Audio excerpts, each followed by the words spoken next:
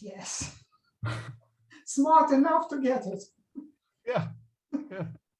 So, Понял. да. Ольга Юрьевна, вы объявите или мне объявить, что мы... Ольга Владимировна, у нас очень много постоянных участников наших семинаров. Я с большим удовольствием сообщаю о том, что этот цикл, инициированный вами, Ольгой Владимировной Петровой, я надеюсь, в этой аудитории можно не представлять и не объяснять дальше. Но лабораторией, да, главным сотрудником которой является Дуглас Робинсон. Да, то есть вот видите, тут у вас такой даже производственный альянс получился в сегодняшнем нашем мероприятии. И эти наши встречи и приурочены в этом году к 30-летию Союза переводчиков России. Мы с большим удовольствием приветствуем всех наших участников и приглашаем их принять участие во встречах не только в сегодняшней, но и в тех последующих, которые мы будем планировать до конца этого года. Всем успехов, как теперь принято говорить в обязательном порядке, здоровья. Да. И мы начинаем наше мероприятие. Но несколько слов, Ольга Владимировна, я бы хотела, чтобы вы сказали. Ну, коллеги, я не думаю, чтобы нужно было представлять Дугласа Робинсона. Наверное, все знают и его и как переводоведа, и как переводчика, и как писателя, человека, который и перевод, и переводоведение осмысляет, я бы сказала, в философском ключе, вообще, так сказать, с позиций общего процесса нашей социальной жизни. И по личному опыту могу сказать, что у профессора Робинсона есть чрезвычайно интересный собственный подход к обучению переводу, и я надеюсь, что вот сегодня мы услышим об эволюции, о развитии этих его подходов и методов. You're welcome, sir. Thank you. Thank you for that kind introduction. I hope for all the people in the audience who don't speak Russian, that was being interpreted into English or some other language. But now I'll be happily speaking English, and I hope the interpreters get the technical problems worked out so they can interpret for those who don't understand rapid fire English as well as they might. I'm very happy to be here this evening here in China, and afternoon in Russia, and middle of the night in North America, or wherever people are. I guess it'd be middle of the night for Australia and New Zealand as well. So I'll be talking today about rethinking translation pedagogy, and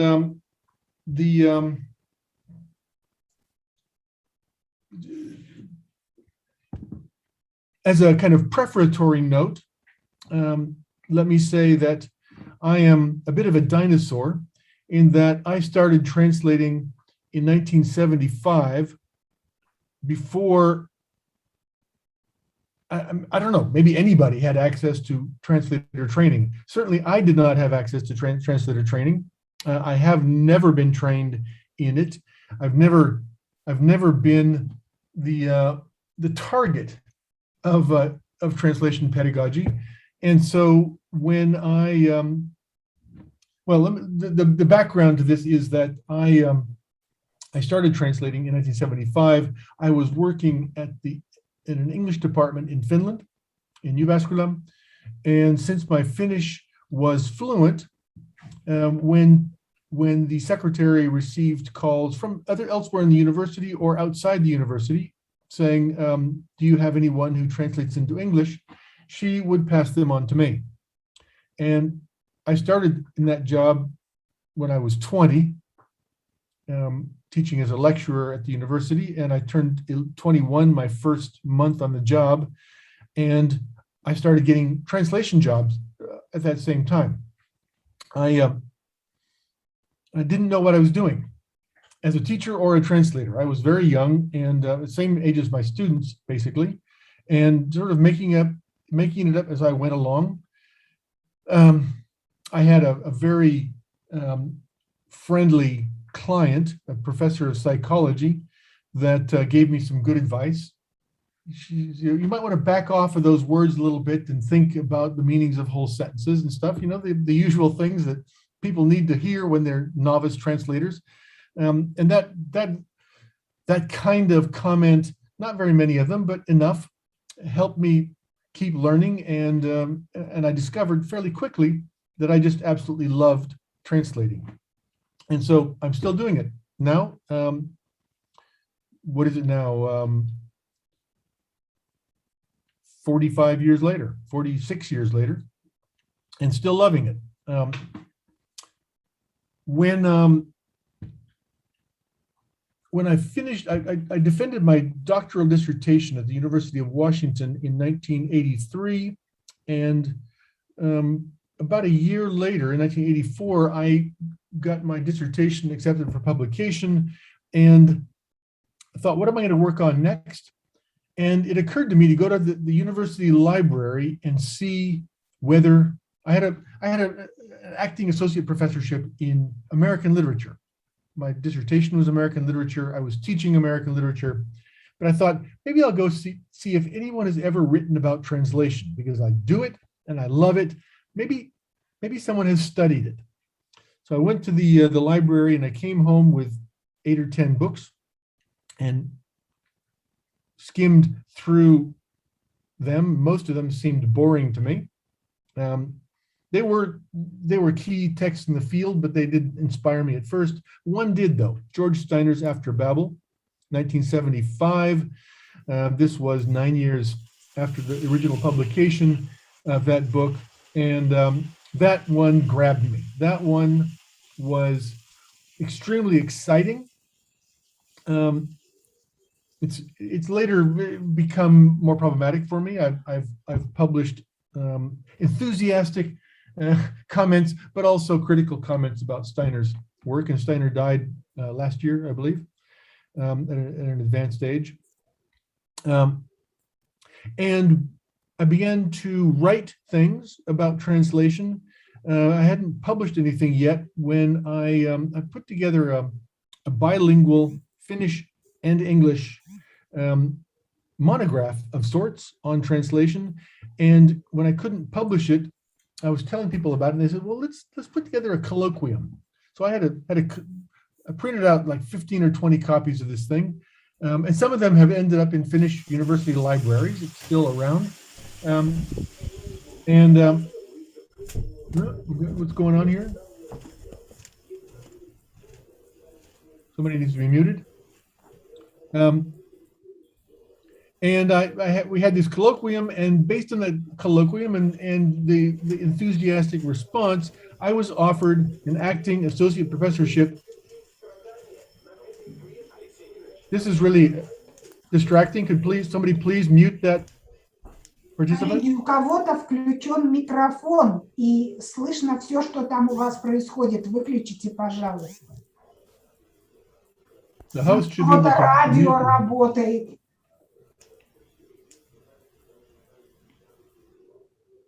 Somebody's not listening. Yeah, right.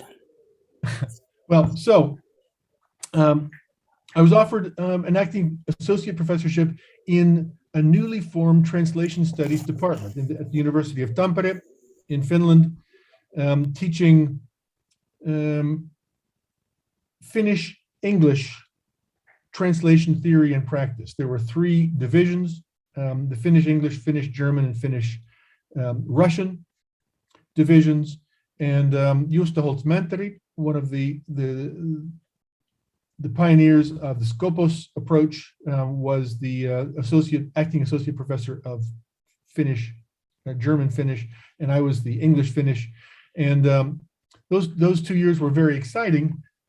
But one of the things that one of our tasks was to transform this language institute, which had been subsumed into the university, into an academic department. And that meant thinking about how to train translators, what translation pedagogy is or should be. And I had no idea.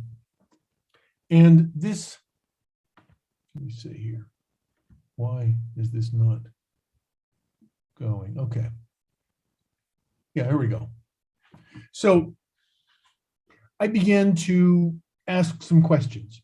And this little history I've been giving you is leading us up to this moment where I don't know the answer and I am trying to figure out how to do it in my division, but also, you know, in meetings for the entire department. So it seemed to be the common assumption that the best way to teach translation or how to train translators was to teach vocabulary sets, source language to target language. So in our case, it was English to Finnish in several domains, a dozen or so domains. And this seemed like a bad idea to me because, first of all, it's a lot to memorize. And second of all, they're not going to, people aren't going to remember all those words. And third, those domains will not be enough to prepare you for the professional market. You will end up getting jobs in domains that you haven't been trained in. So, should target language linguistics be taught? Or should source language linguistics be taught? This was a common assumption, mostly because these new departments that were just being formed then this was 87, tended to draw on existing faculty, and many of those were linguists in foreign languages. So you have somebody with a linguistics degree in English, someone with a linguistics degree in Russian, and so on. And these people may never have translated before, but you know, when you're learning a foreign language, you learn to translate, and so that's good enough. You know, we'll just ask that person to teach, and it has always seemed to me not very useful to do that. What about teaching the linguistics of the transfer, right? That middle ground between the source language and the target language. That seemed like it might be more useful, but nobody's trained in that, and therefore, who would teach it? Should we teach target language stylistics? It always seemed to me unlikely that stylistics would ever help anyone improve their style, because stylistics is basically a structuralist approach to style. You divide everything up into categories and analyze the categorical contents. Not a very useful approach for teaching translators. Scopus theory was just emerging then. This was 1987, 88, and Scopus theory was first published in 1984 with Reis and Vermeer in Germany and Juste Holzmann in my department, also in 84. But Vermeer and Reis definitely disagreed on how this should work. Vermeer and his good friend Holzmann in my department disagreed, and so that was not an easy solution either. Maybe we should teach effective business practices. This didn't occur to us then, but it does seem to me a really good idea now. But it often seems too practical for a university department. And while I was in that department, during the second year that I was there, 1988 to 89, I wrote this book, The Translator's Turn. It was basically a cannibalization of that bilingual book that I wrote 2 or 3 years earlier, which proved unpublishable. And so I turned it into this book. And I thought, nobody's ever going to read this. It's too weird. It's completely off the charts from a traditional translation studies point of view. But to my great surprise and pleasure, it did catch on, and I started getting invited around the world to give lectures and workshops, and that began to generate the idea of writing a textbook. And the big question then became, how do I move from my questions, the negative questions, like not this way, not this way, not this way, through the positive statements of the translator's turn to a training manual, how to help people translate better. That involved a number of different channels. One was Suggestopedia, or as it's called in the US, Accelerated Learning. In fact, the subtitle of my first edition of Becoming a Translator was an accelerated course, because I thought we need some sort of subliminal learning method that will speed up the boring part, the memorization, which is extremely important. We need to get that stuff in under people's belt as quickly as possible so we can focus on the interesting things. But as the Suggestopedia approach never quite got off the out of the planning stage, these workshops that I was doing around the world were really the furnace, the forge in which the new approach began to take shape. I was invited to give a week's worth of morning workshops in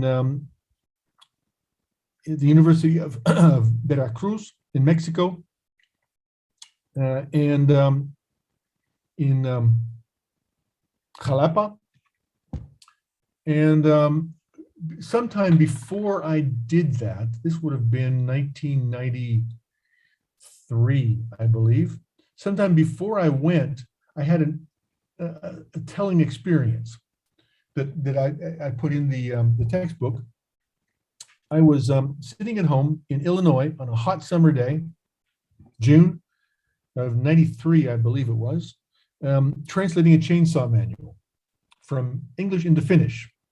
I was still fresh out of Finland. I'd left Finland 4 years before, and my Finnish was still good enough that I could translate into Finnish. I stopped doing that a few years later. I began to notice as I was translating along that my mind was wandering. I was daydreaming. And I told myself rather sternly not to do that because, you know, chainsaws are dangerous tools, and if I make a mistake, somebody could, you know, cut themselves badly, even die. I don't want that. And so I need to focus. I need to stay on task with my translation, but my mind kept wandering. And finally, I gave in. I kept translating, but one part of my mind was starting to pay attention to the wandering, and I realized that what I was doing was showing movies in my head. In that visual, kinesthetic part of my brain, my imagination, I was remembering times when I had used a chainsaw in Finland. And for some reason, those home movies in my head were all in winter. It was a hot summer day outside, but in my head, I was in the snowy woods in Finland, in high rubber boots, walking through deep snow, and doing all the things you do when you cut up firewood in the forest in snow. So, you know, the thing said, be sure and clear all debris off of a log before cutting it. And I would imagine that I had mittens on, leather mittens on, and I would, you know, run or I guess it must be finger gloves, run my hand up and down the snowy log and remove snow and dead leaves from it. I noticed that when I came upon an unfamiliar word, or a familiar word in English, be sure and not cut so that the log sinks down, cut over the edge of something propping you up, because if you cut in the middle, the log will buckle and the chainsaw may buck. And I was thinking, how do you say buck in Finnish? So I took my hands off of the computer keyboard and lifted my right shoulder the way you do when you're using a chainsaw. And the word came to me, potkia, which is kick, literally. And so I was realizing what I do with my mind and my body to help myself translate better, to remember words, to check words, and so on. And so at that conference, or that workshop in Jalapa, Mexico, the woman who invited me, a woman named Eileen Sullivan, was an American who had lived in Mexico for 30 years and spoke fluent Spanish. My Spanish is passable, but with lots of gaps in it and not very fluent. And so she would eat breakfast with me every morning. And the first morning, before the first workshop, I asked her, what is pollo desfilado? And she went like this, shredded. She used her hands to make a shredding motion with chicken and said, shredded chicken. And I said, oh, see what you did there? You used your hands. And so I gave that example in that morning's session. And that day at lunch, we were having lunch with the woman who's doing the workshops in the afternoon, a Cuban interpreter.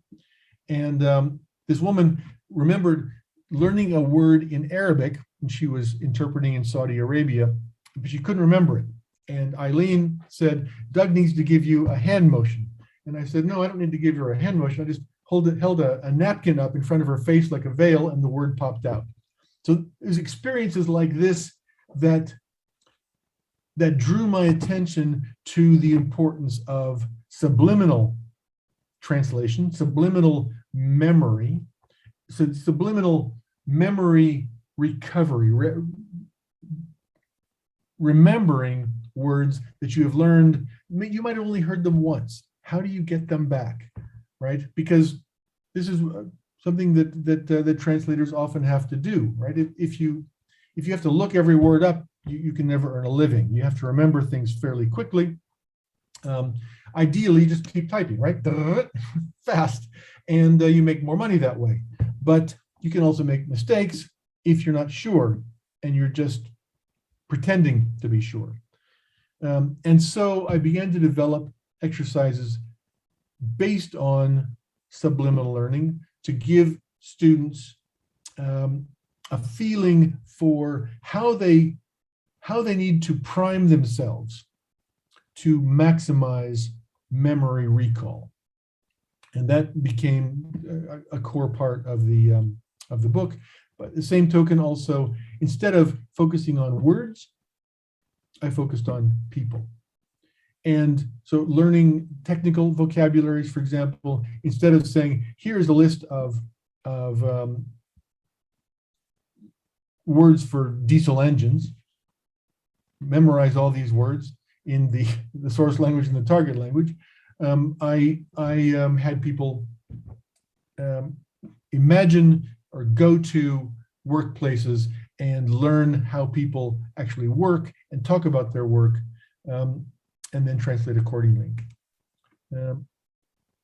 I also did some things with neuro-linguistic programming, but I think I will skip this audio-visual kinesthetic work that ended up being very interesting to me, but it's a little difficult to go into here. the shuttle for me was something I resisted, because my idea from the very beginning was to focus entirely on the subliminal part, the sense in which there's like a machine in your head. It's not really a machine, but it's often thought of that way, where you don't translate consciously.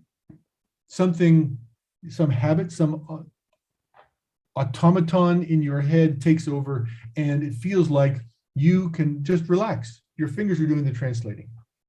My idea was that the sooner a novice translator can learn to habitualize memory and transfer patterns and so on, the sooner that person will be able to translate at professional speeds and make a good living. But everywhere I went in those years leading up to the creation of becoming a translator, people resisted this and said, you have to have an analytical component. And I resisted their resistance, because I kept saying, I never do a text analysis. I just start translating. What I finally realized, however, was that this is not entirely true. Whenever there's a problem, whenever there's a word I don't know or a badly written source text, I have to stop. I have to look the word up. I have to do research. Sometimes the research lasts days. And if the source text is badly written, I have to stop and figure out what it's trying to say, and then figure out a way of translating it. And so I developed this model of shuttling back and forth between subliminal translation, which is very fast, very enjoyable, and if you do it right, highly accurate, and then the slow, painful analytic process, which you engage whenever there's a problem. I was reading a lot of Peirce at the time, and decided to build the textbook around two triads. Charles Sanders Peirce, the instinct, experience, habit triad, where the instinct is where you just start. You don't really know what you're doing, but you start and hope for the best. But then everything you try gets tested in practice, and that's the experience stage. And then if you do the same thing over and over again enough times, you develop a habit that speeds things up, and the habit comes to feel like instinct. So it's a cycle. And the abduction, induction, deduction triad, you may have seen this. This is from the first edition of Becoming a Translator. This was, I was giving a lecture in Puerto Rico, the University of Puerto Rico, in early 1995, I believe, and came up with this drawing and drew it on the board, and got very excited about it. This became the basis of the book. And I won't dwell on this, but this really is the process model that I developed in moving toward the creation of becoming a translator. I won't read this exercise. This is one of the subliminal exercises. Well, it's contrasting working the way that people used to think you had to work, right? Where everything has to be your brain working analytically, logically on the problem. And I sort of exaggerated that, give yourself a headache and so on. It looks so boring, you want to scream and so on. And then shake your head, shoulders, relax, put all thought of deadlines and critiques out of your head, give yourself 10 minutes. And then the idea was you do a series of visualization exercises, dramatization exercises, and the final step is to do the funniest bad translation you can think of, because doing the funny, bad translation tends to generate creativity, and that can help you make a leap to a solution. So these are the 4 editions of the book. The first one came out in 97, then 2003, 2012. And the most recent one is 2020. And that's the one I want to talk about the rest of my time here, because it was the hardest. I had a very, very hard time doing the 4th edition, mainly because of my changing situation. On this next slide, in 75, as I say, I started translating, working as a part-time freelancer in the non-literary translation market. I really wanted to translate literature, but nobody would hire me. And so I was translating technical, commercial, legal, and medical texts. And I had done that for about 20 years when I proposed the first edition of the textbook to my editor at Routledge, and was still working in that market. So it was really perfect, right? For the first edition, I was doing the kind of work that the textbook had to be about. However, for the second edition, I had lost all my clients, all of them, agencies, direct clients, everything. I've been through a sort of major life transformation.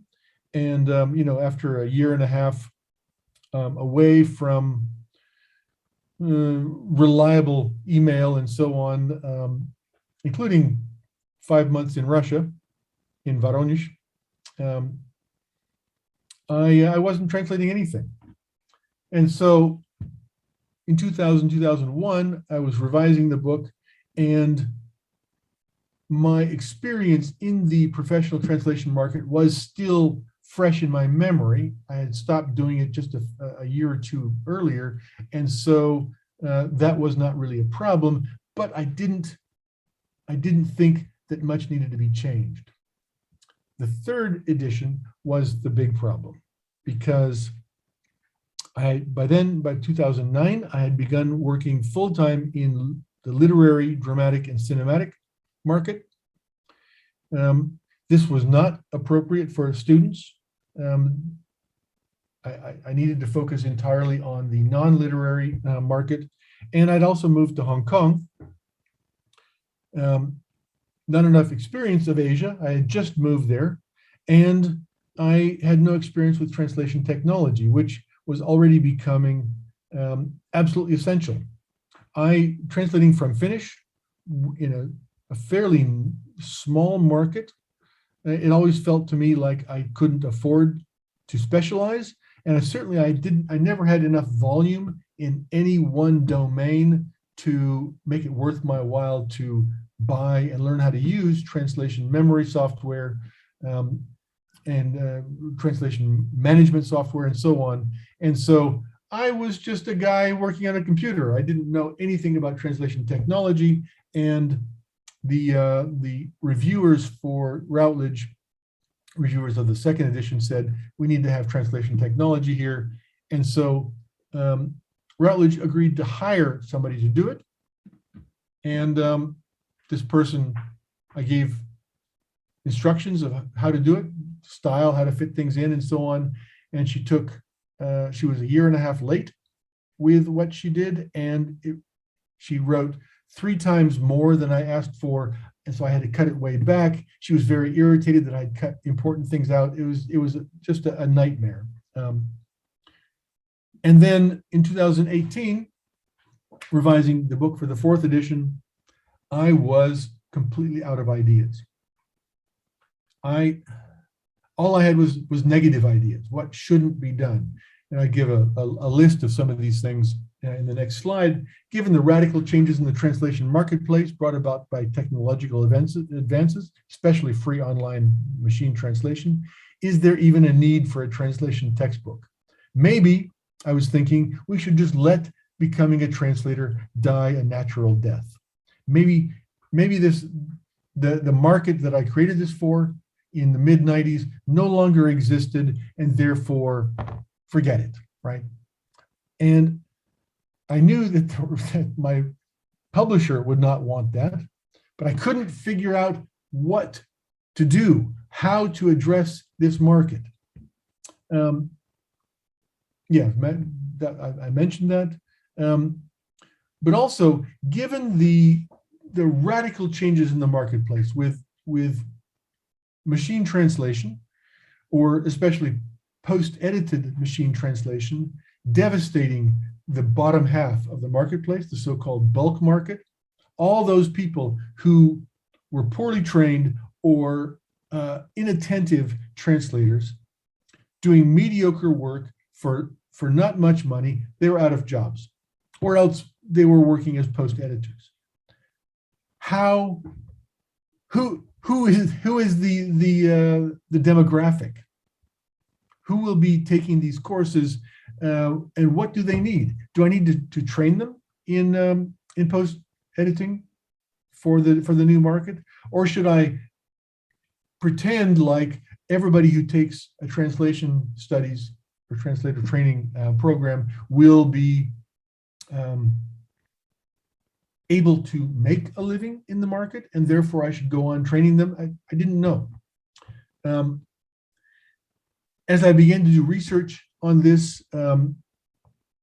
reading books and tweets and Instagram posts and so on by the top people in the profession, I began to realize the message had to be that the way to survive in this new market, which is going to keep changing and keep eating away at the bottom of the market, keep working its way up, the only way to survive is to be really, really good, to rise to the top, to keep training yourself, to keep specializing, to specialize radically.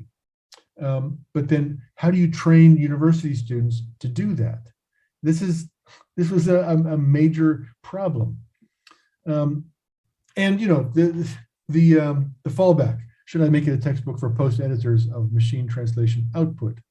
And then the final question was, you know, what is distinctive about becoming a translator is accelerated learning through visualization and dramatization.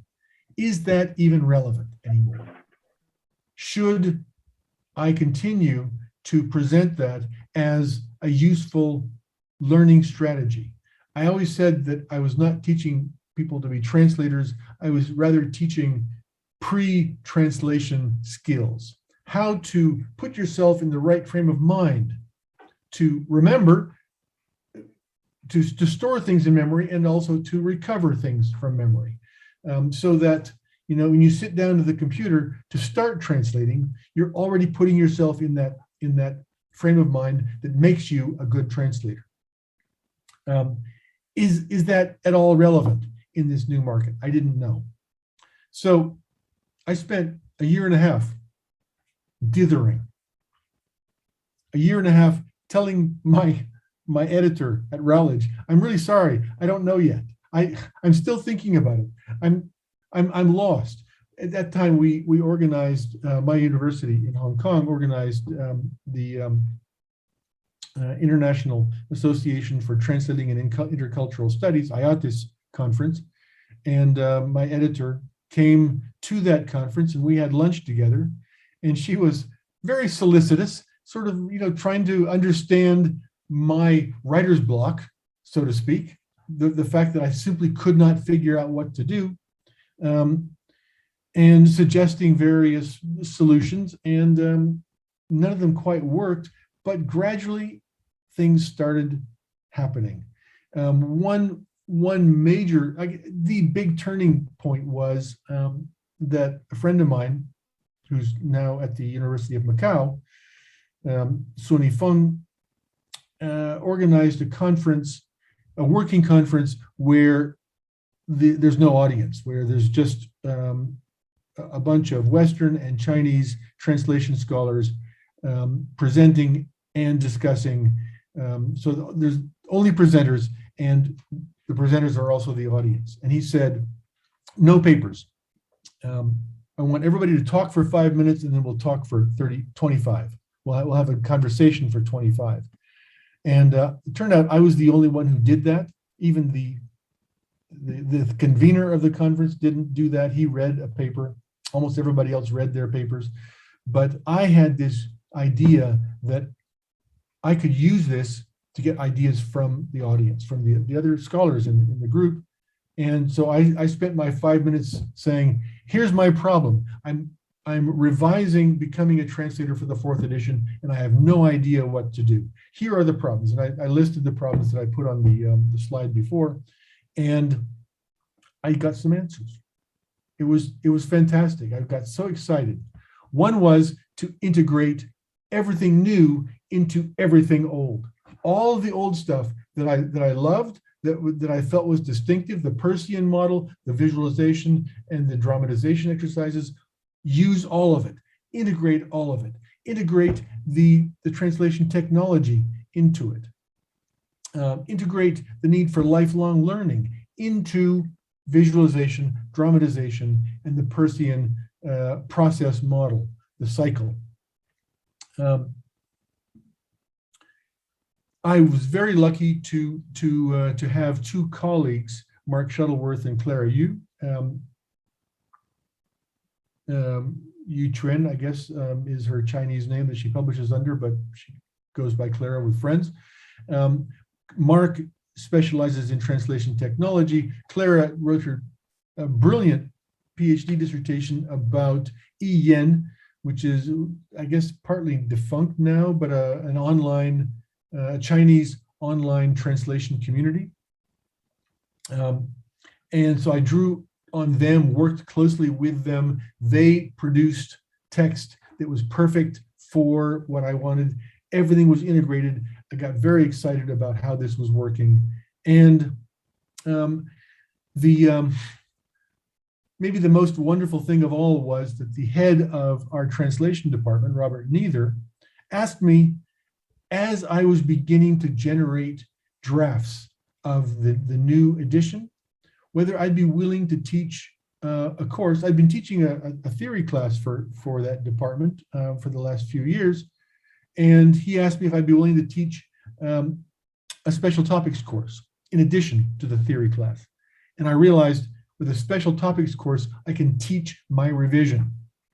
And I ended up with 7 students who were just brilliant. 7 undergraduates who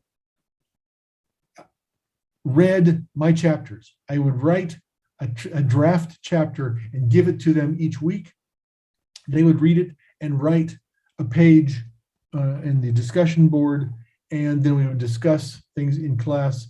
And the things they wrote for the discussion board were so brilliant, so exciting, and so totally grounded in the Chinese market that, which is a huge market, obviously, that I included a lot of them in the revision.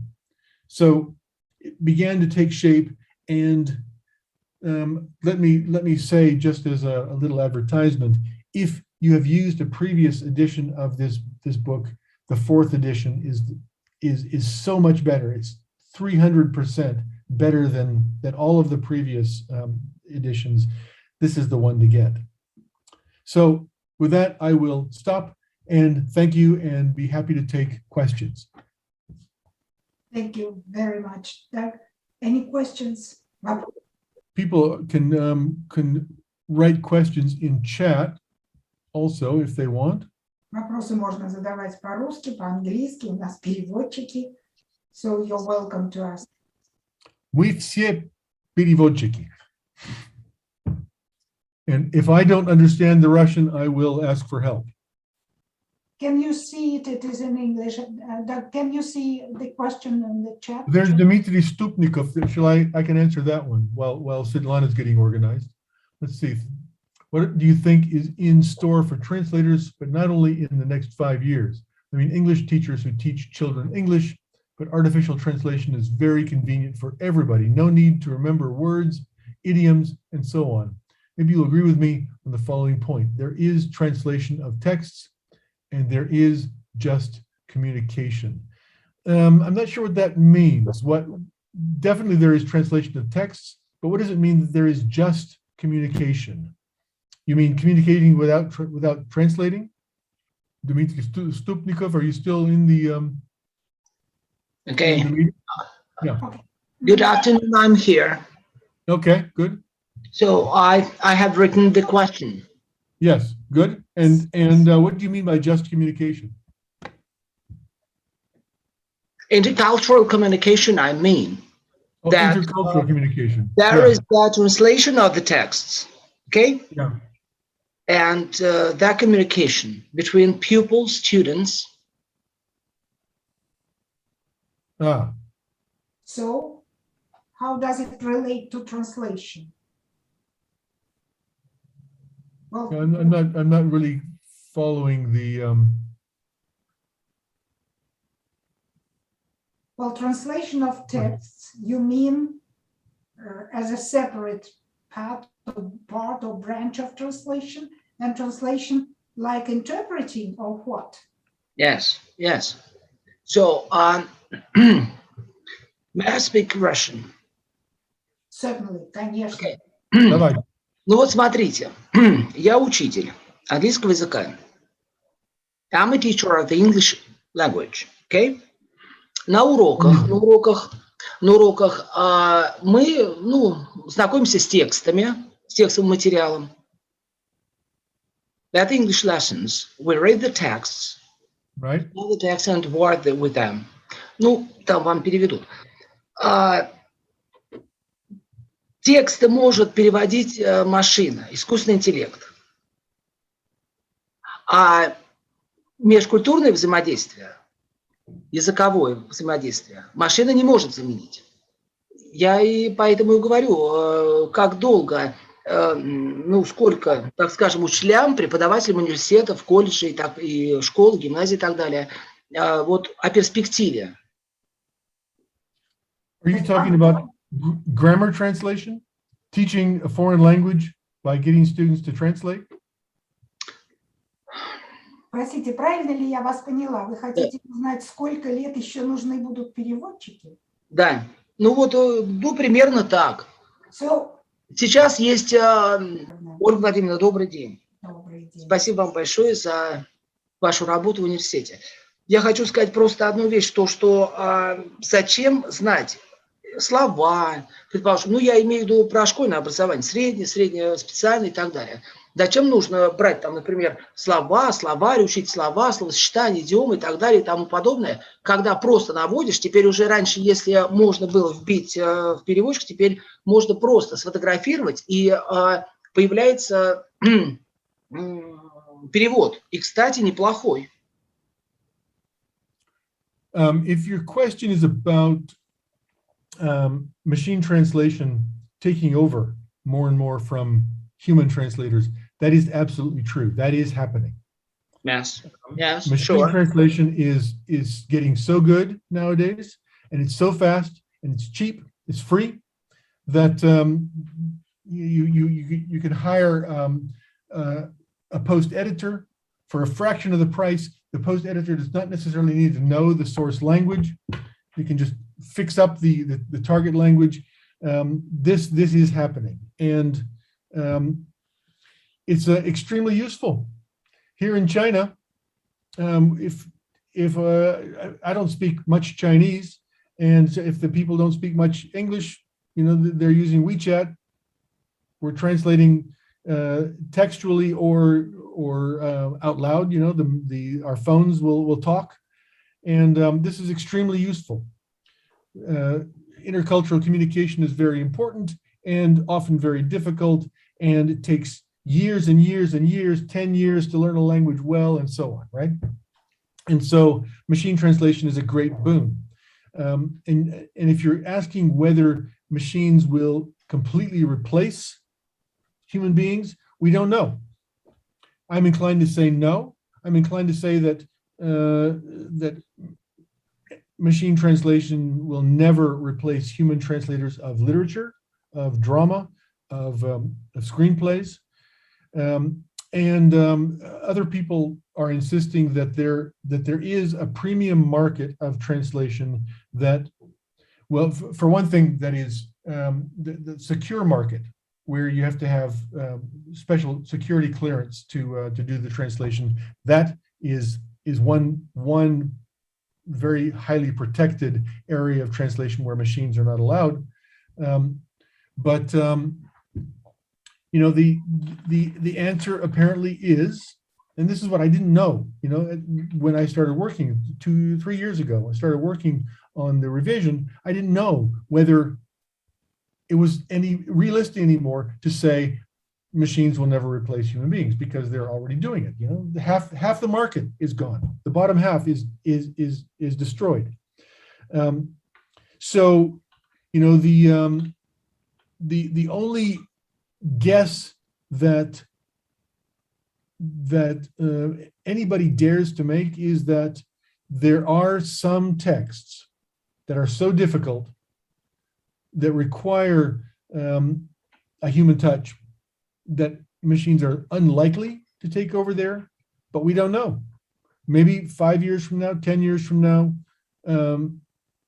we'll have MT versions of literary texts. You know, even James Joyce, Ulysses, Finnegan's Wake, machines translating it. It seems extraordinarily unlikely. It seems impossible, but who knows? Thank you. It's not very clear and not very helpful, not very hopeful, but nobody knows. So there are some other questions. Okay. One more question. Yeah. Okay. А согласны вы ли с тем, я думаю, что там переведут, я не буду на английском говорить, а согласны вы ли с тем, чтобы быть достаточно хорошим переводчиком, чтобы быть хорошим переводчиком, и вы говорите, и текстовый материал, и так далее, необходимо все-таки быть аутентичным. В каком плане?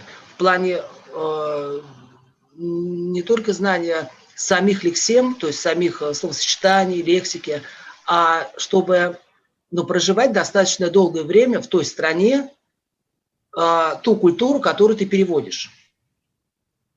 Невозможно взять англо-русский словарь и поехать тоже в Гонконг, в Германию, в Австрию, в Австралию, и просто чисто технически. Там же ведь это же такой пласт, это относительно текстового перевода, это взяли текст, перевели. Одно дело технический перевод, я имею в виду не технический в плане технического обеспечения, техническая там документация, а вот просто вот он пошел в лес. Машина может перевести. Согласны? I'm sorry, I couldn't follow that. It's too much, too fast, too many words I didn't know. Например, вы переводите текст, например, вот вы взяли книгу, вы же можете ее просто перевести в машину, можете. Ну вот машина может перевести текстовый материал? Текст. Может. Текст. Какой текст? Любой. Любой. Да. That question is too abstract to answer. Может. There are so many different kinds of text, so many different levels of text. А вот для того, чтобы этот текст перевести, его нужно озвучить. А тогда, если человек озвучивает текст, ну, предположим, там, да, то есть, опять же, это, ну, разные культуры, разные понимания тех слов. То есть... I'm sorry, I don't follow. It seems like you're asking a very general question that doesn't really lend itself to answer. Okay, let's drop it. Okay, all right. Thank you very much. So you're welcome. So let's see. We've got questions from. What can I recommend for young translators? I would recommend becoming a translator. This is Anastasia. Irina Zubanova. How would I formulate some of the ideas that I put in the 4th edition? That was the second half of my talk. And really, the great insight that I came to was that I didn't really need to change the basic approach in the book. That the same approach would work. I just had to make some adjustments in how it would work.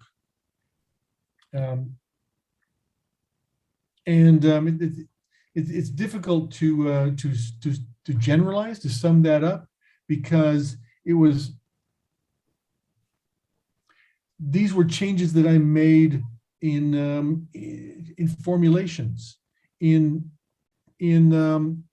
the use of technology in online communities. I have a whole new chapter on multimodal translation, where I start with AVT, audiovisual translation, and move into media accessibility.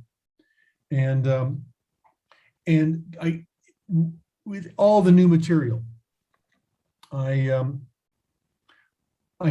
find my way back to the principles that have driven the textbook from the very beginning for 25 years, and ways of integrating new material with the old approach. And I don't know whether that really answers your question, but I think it's about as well as I can do it. Let's see. So Vladimir writes, have you ever considered teaching students the basics of some specialty, e.g. law, life science, etc., at the same time with giving them knowledge in linguistics that they are supposed to get entering some translation studies faculty? It looks like pure linguists without knowledge in any special area are doomed at this day and age. Yeah. The problem is that even linguists with specialized knowledge of a single domain, that's not good enough either. Not only do you need to know more than just the vocabulary, the registers, and so on, in the level of the pragmatic stuff, right? The level of formality and all the rest. And generally, I would say how people in that field understand the universe and themselves in it. Right? This is an important part of it. But in addition to knowing all of that, most of which is not linguistic, you have to know how to teach it. You have to know how to help students learn to navigate into it in the first place. How do they find their way into the resources that will help them construct a working image of that world, that professional world, and to keep learning. This is it's very difficult. And the big problem is that when you teach translation at a university, you have a choice typically between hiring professors, or very often professors who already work there in language departments or comparative literature or something, and are not really translators and don't know how to teach translation and don't feel like learning, or you hire and these professors need to keep publishing in their field, so they're publishing in linguistics and literary studies and so on. They're not publishing in translation studies, but also they're not translating. And they say, we don't have time to translate because we have to publish or perish. Or you hire lecturers or professors of the practice who have interpreted, have translated in the past, but now they're at the university and their teaching load is so heavy, they're teaching 4 or 5 courses a semester, and they say, I don't have time to translate. I'm working too hard, I'm teaching too much, right? So you really need to have someone who is doing translation studies, who is translating, and has time to to care about both of those things, do those things, and care about the students. And it's a rare combination. I have felt very lucky because, I love to write scholarship. I love writing about translation, and I love to translate. And, because I publish so much, my teaching load is not very heavy. And so I have time to do everything and to love it. I can love every aspect of my work, the teaching, the translating, and the academic writing. And, if everybody could do that, translator training would be a lot stronger than it is now. Let's see. Galina Zamarayeva writes, what about your students you taught using your approach? Have you got any feedback from them? Can you compare them to those taught in a traditional way? Well, I have, early in my career, in the late 80s, when I was teaching in the Translation Studies Department at the University of Tampere in Finland, I taught an Introduction to Translation Studies course, the kind of course that this book was written for. But the book was not written at that time, and there were no books. And I had to teach this course to all three divisions, the Finnish English, Finnish German, and Finnish Russian divisions. And because not everybody had enough English, I had to teach it in Finnish. And so I spent 2 years teaching that course. It was very exciting. The work I did fed into my later thinking about the textbook. But I was making it up. I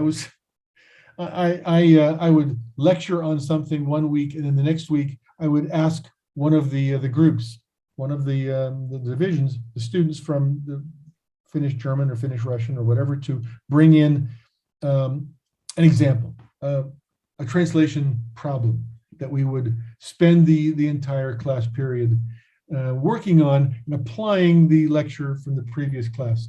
And we did some interesting things, but it was all very much hit or miss, trying things out, and so on.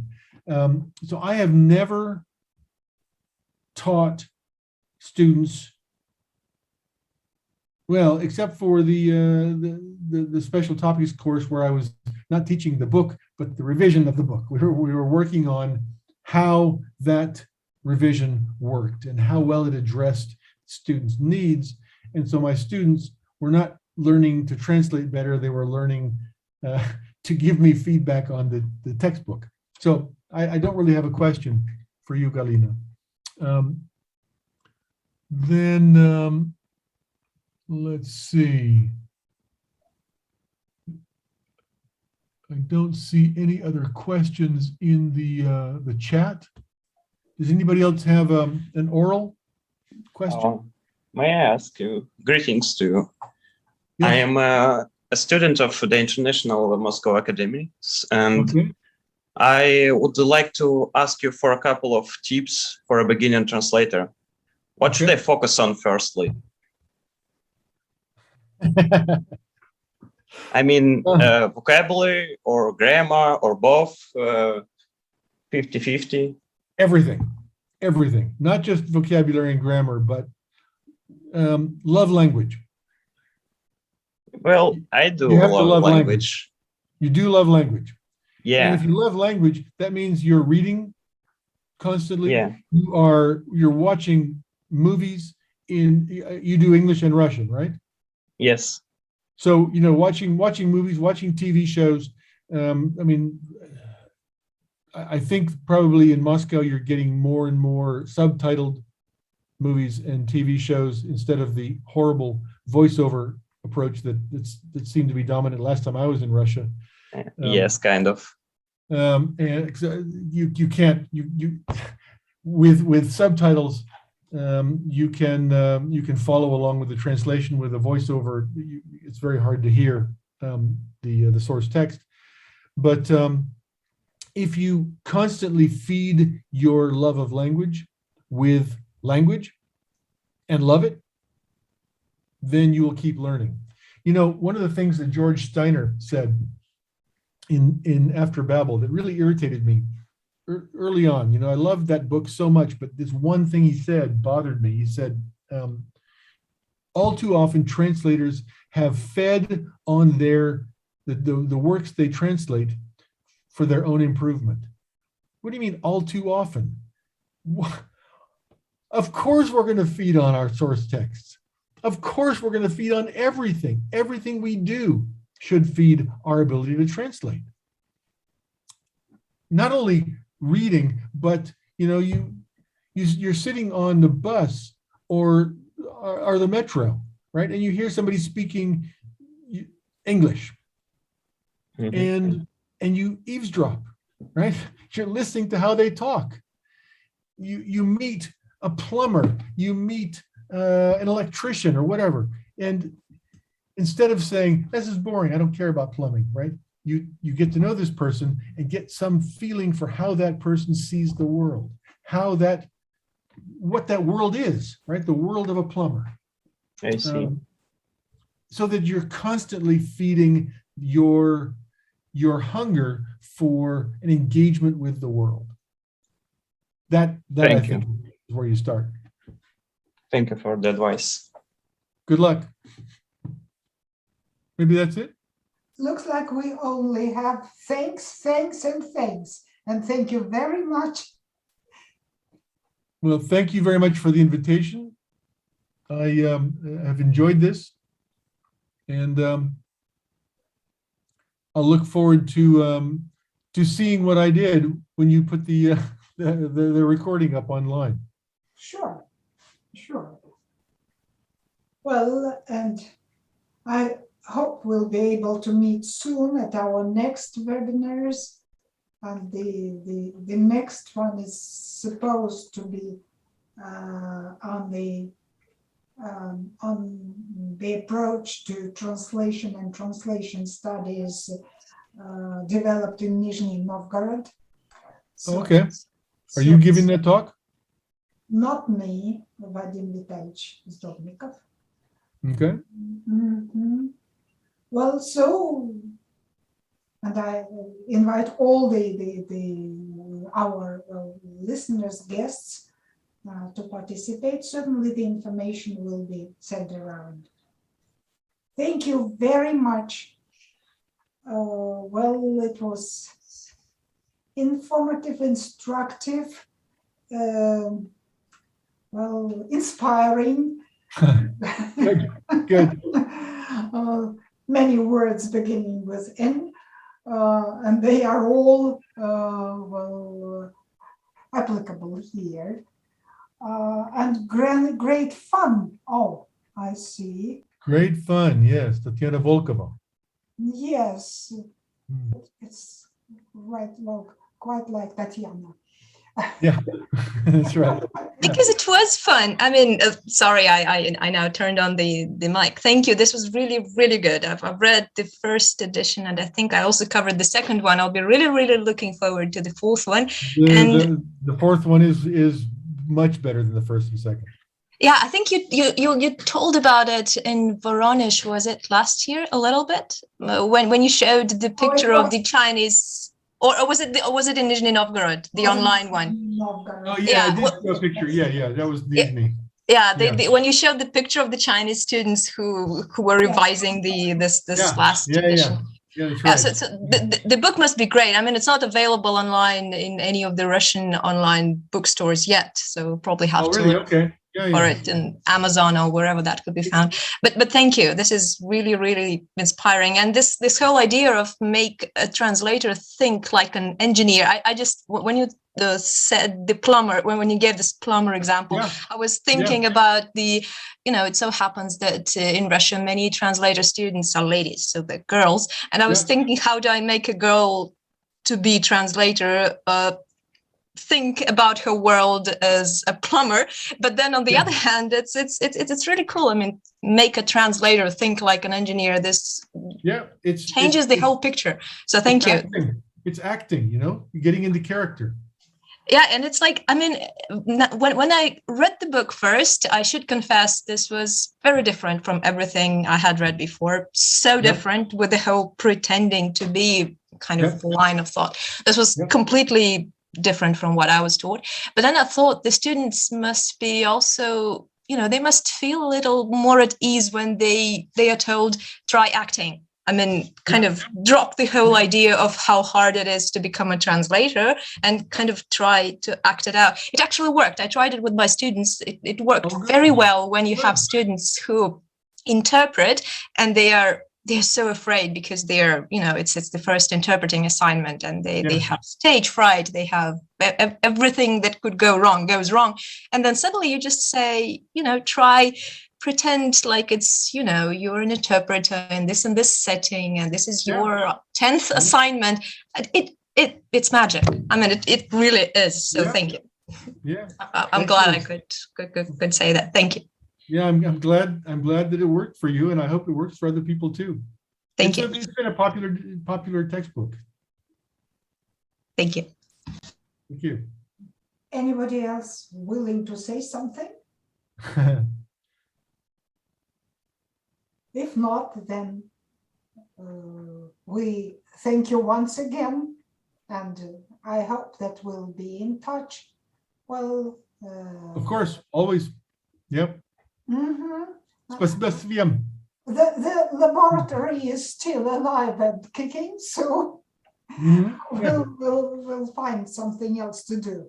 Thank you very much. Спасибо большое. Всего доброго. Bye-bye. Take care. Now it is most important. Take care.